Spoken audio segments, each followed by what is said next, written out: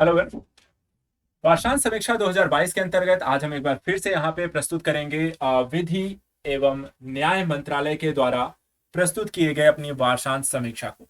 इस वार्षांश समीक्षा में देखेंगे कि विधि एवं न्याय मंत्रालय के अंतर्गत आने वाले विधि आयोग के द्वारा क्या क्या कार्य इस वर्ष यहाँ पर किए गए हैं और उनसे रिलेटेड क्या डेटा प्रस्तुत करते हैं। तो चलिए आइए देखते हैं क्या क्या रहा इस साल विशेष।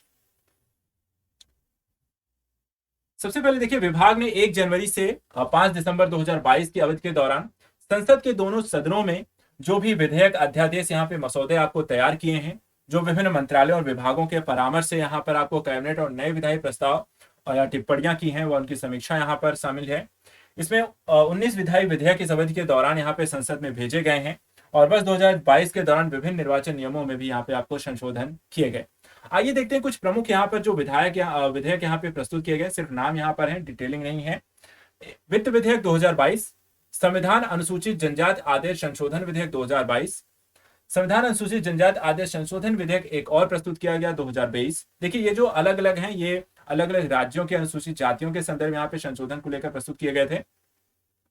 इसके अलावा जम्मू कश्मीर विनियोग विधेयक 2022, जम्मू कश्मीर विनियोग विधेयक संख्या 2 जो विधेयक है 2022, विनियोग विधेयक 2022, इसके साथ साथ विनियोग विधेयक संख्या 2 2022, विनियोग संख्या 3 यहाँ पर विधेयक 2022, संविधान में अनुसूचित जाति एवं अनुसूचित जनजाति के आदेश द्वितीय संशोधन विधेयक 2022, दिल्ली नगर निगम संशोधन विधेयक 2022, आपराधिक प्रक्रिया पहचान विधेयक 2022, भारतीय अंटार्कटिका विधेयक 2022, सामूहिक विनाश के हथियारों की वितरण प्रणाली को लेकर गैर कानूनी गतिविधियों के निषेध संशोधन बिल 2022, पारिवारिक न्याय संशोधन विधेयक 2022, केंद्रीय विश्वविद्यालय संशोधन विधेयक 2022, ऊर्जा संरक्षण संशोधन विधेयक 2022, प्रतियोगिता संशोधन विधेयक 2022, नई दिल्ली में अंतर्राष्ट्रीय मध्यस्थता केंद्र संशोधन विधेयक 2022 और विद्युत संशोधन विधेयक 2022। देखिए सारे विधेयक यहाँ पर विधि आयोग के द्वारा यहाँ पे बनाए गए हैं, लेकिन यहाँ पर इन विधेयकों को अच्छे से पढ़ लीजिए। देखिए करंट के एस्पेक्ट हैं, आपके लिए पूछे जा सकते हैं, तो इन विधेयकों को आप पीआरएस की वेबसाइट्स पर जाकर वहां पर पूरा देख सकते हैं। सभी विधेयकों के बारे में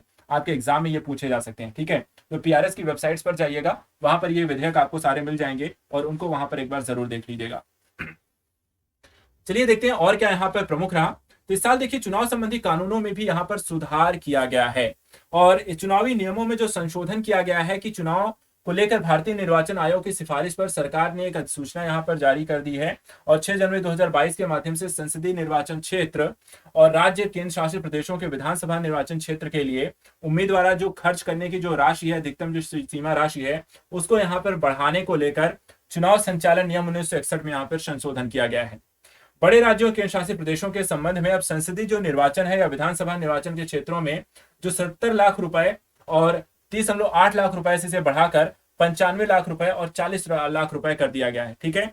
तो जो संसदीय चुनाव होंगे अब उनके लिए 95 लाख होगा और साथ ही साथ अगर आपका केंद्र शासित या छोटे राज्यों के संदर्भ में यहाँ पर या विधानसभा के संदर्भ में है तो इसे 40 लाख आप यहाँ पे खर्च कर सकते हैं चुनाव के दौरान। साथ ही साथ देखा जाए तो छोटे राज्यों केंद्र शासित के संदर्भ में संसदीय और निर्वाचन या विधानसभा निर्वाचन के संदर्भ में जो पहले 59.4 लाख और 22 लाख था उसे बढ़ाकर 75 लाख और 28 लाख रुपए यहाँ पर कर दिया गया है, तो इसे यहाँ पर आपको ध्यान रखना है। इसके अलावा मतदाताओं का जो पंजीकरण नियम 1960 में अधिसूचना संख्या 2802 दिनांक 17 जून 2022 को संशोधित करके इसे अन्य बातों के साथ साथ यहाँ पे इसे परिकल्पित कर दिया गया। दूसरा यहाँ पे देखिए जो काम किया गया है वह विधायी प्रारूपण और अनुसंधान संस्थान ILDR को लेकर। इसमें देखिए विधायी प्रारूपण जो होता है एक विशिष्ट प्रकार का कार्य होता है जिसमें प्रारूपण कौशल विशेषज्ञता आपको इसमें शामिल होती है।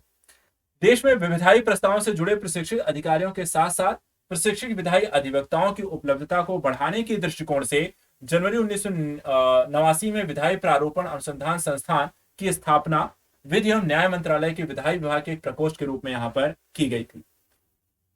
ILDR हर वर्ष विधायी प्रारूपण में बुनियादी पाठ्यक्रम एक अधिमूल्यन पाठ्यक्रम को आयोजित करता है, जैसे कि बुनियादी पाठ्यक्रम की 3 महीने की अवधि होती है और यह राज्य सरकार केंद्र शासित प्रदेशों के मध्यम स्तर के अधिकारियों के लिए होता है। दूसरा, केंद्र सरकार के मंत्रालय विभाग संबंध अधीनस्थ कार्यालयों सार्वजनिक क्षेत्र के केंद्रीय उपक्रमों के मध्य स्तर के अधिकारियों के लिए अधिमूल्यन पाठ्यक्रम जो होता है वो 15 दिनों की अवधि का होता है। और तीसरा देखा जाए तो कानून के छात्रों के लिए स्वैच्छिक इंटर्नशिप योजना है। इस योजना का उद्देश्य छात्रों के विधायी प्रारूपण कौशल में रुचि पैदा करना, विधायी विभाग की प्रकृति और कामकाज के बारे में जानकारी को लेकर उन्हें प्रेरित करना है। स्वैच्छिक इंटर्नशिप योजना के तहत विधि के उन छात्रों के लिए यहाँ पर देखा जाए, विधि के उन छात्रों के लिए तैयार की गई है जो 3 वर्ष के लिए यहाँ पे LLB का पाठ्यक्रम तीसरे वर्ष या 5 वर्ष की अवधि के दौरान पाठ्यक्रम के चौथे और 5वें वर्ष अध्ययन कर रहे हैं। इसकी अवधि के 4 और 6 सप्ताह की है। उक्त योजना से वर्ष 2013 में से शुरू की गई है और कोविड-19 के महामारी से जुड़े प्रतिबंधों और सामाजिक दूरी के मानदंडों के साथ इसे स्वैच्छिक इंटर्नशिप योजना जुलाई 2022 से फिर से यहाँ पे शुरू कर दिया गया है। इसके साथ साथ राज्य सरकार और केंद्र शासित प्रदेशों के प्रशासन के सभी अधिकारियों, राज्य विधानसभाओं के अधिकारियों के लिए 16 अगस्त 2022 से 15 सितंबर 2022 के दौरान विधायी प्रारूपण में 1 महीने का यहाँ पे प्रशिक्षण कार्यक्रम को आयोजित किया गया है। 1968 में देखा जाए तो विधायी विभाग में एक जनरल विंग की स्थापना की गई, जिसे बाद में विधि साहित्य प्रकाशन के रूप में यहाँ पर पुनर्निर्मित किया गया है। इसमें देखा जाए तो कानून के क्षेत्र में विभिन्न विषयों पर हिंदी में उच्चरित मानक वाले पाठ्य पुस्तकों का इसमें प्रकाशन किया जाता है। कानून के क्षेत्र में हिंदी में सर्वश्रेष्ठ प्रकाशनों के लिए विभिन्न पुरस्कार इसमें प्रदान किए जाते हैं। विधि साहित्य प्रकाशन के लिए हिंदी प्रकाशन और केंद्रीय अधिनियम, भारत का संविधान, कानूनी शब्दावली के डिगलॉट संस्करणों, हिंदी लॉ टेक्स्ट प्रिंट एवं चुनाव मैनुअल की बिक्री और पूरे भारत में सम्मेलन, प्रशिक्षण कार्यक्रम, सेमिनार, पुस्तक प्रदर्शनी आयोजित करके कानूनी क्षेत्र में हिंदी का प्रचार प्रसार यहाँ पर किया जा रहा है। साथ ही देखा जाए तो यहाँ पर डिजिटलीकरण किया गया है विधि विभाग का। विधि साहित्य प्रकाशन ने डिजिटलीकरण की प्रक्रिया के तहत माध्यम से इलेक्ट्रॉनिक मीडिया के युग में यहाँ पे प्रवेश किया है, जहां हिंदी की सभी 3 कानूनी पत्रिकाओं की हार्ड कॉपी और हिंदी में यहाँ पे गजट कह सकते हैं मानक कानून की पाठ्यपुस्तकें ऑनलाइन बिक्री के लिए उपलब्ध कराई गई हैं। यह प्रकाशन 2022-12 से सभी 3 कानूनी पत्रिकाओं की सॉफ्ट कॉपी ऑनलाइन आम लोगों के लिए, अधिवक्ताओं के लिए, न्यायाधीशों के लिए, वादियों और कानून के प्रोफेसर और कानून के छात्रों के लिए यहाँ पे उपलब्ध है। जिस तरीके से विधि विभाग के द्वारा इस वर्ष यहाँ पर जो कार्य किए गए हैं उनकी यहाँ पर हमने देख लिया है। नेक्स्ट टॉपिक में, नेक्स्ट आपके वीडियो में, एपिसोड्स में हम कुछ और ऐसे ही मंत्रालयों और विभागों के बारे में डिस्कस करेंगे, तो इसे देखते रहिएगा और लगातार यहाँ पर जो इम्पोर्टेंट है, जैसे कि आज के इस एपिसोड में अगर हम देखें तो जो कानून या संविधान संशोधन या विधेयक यहाँ पे रखे गए हैं वो काफी यहाँ पे इंपॉर्टेंट होंगे, तो PRS के वेबसाइट से उन्हें देखना जरूर है। ऐसे ही हर एपिसोड में ऐसे बहुत सारी चीजें और जानकारियां आपको मिलेंगी जो आपकी परीक्षा के लिए महत्वपूर्ण हो सकती है। तो आज के लिए इतना ही। Thank you so much and good luck.